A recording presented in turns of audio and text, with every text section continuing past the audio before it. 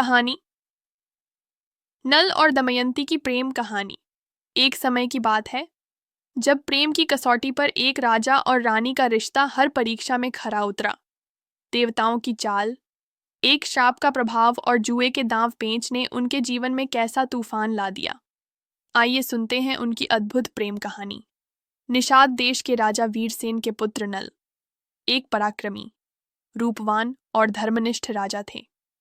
वे विदर्भ देश की राजकुमारी दमयंती के गुणों और सौंदर्य के बारे में सुनकर उनसे प्रेम करने लगे। दमयंती भी नल के गुणों को सुनकर उनसे प्रेम करने लगी थी। देवताओं के राजा इंद्र को भी दमयंती से विवाह करने की इच्छा थी। जब दमयंती का स्वयंवर का समय आया तो इंद्र ने नल के रूप में वहां प्रवेश किया। साथ ही अग्नि, वरुण और यम जैसे अन्य देवता भी नल का रूप धारण कर स्वयंवर में पहुंचे ताकि दमयंती उन्हें ही नल समझकर चुन ले। दमयंती असमंजस में पड़ गईं क्योंकि वहां एक जैसे 5 नल बैठे थे। तब दमयंती ने देवताओं से प्रार्थना की और उन्हें पहचान लिया। देवताओं की आंखों में पलकें नहीं झपकतीं और वे जमीन को नहीं छूते। दमयंती ने असली नल को माला पहनाई और उनसे विवाह किया। विवाह के बाद नल और दमयंती का जीवन सुखमय रहा।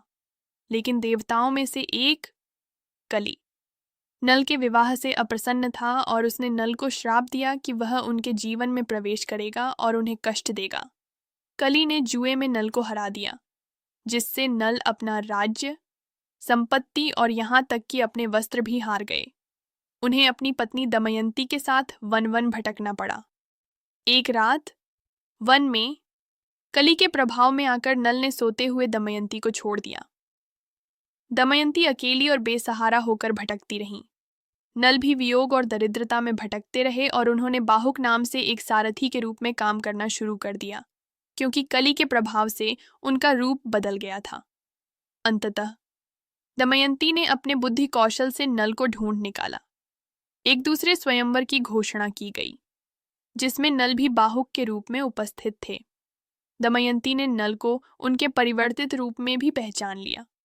जब नल ने जुए में सब कुछ वापस जीत लिया, कली का प्रभाव समाप्त हो गया, तो उनका असली रूप और वैभव वापस आ गया।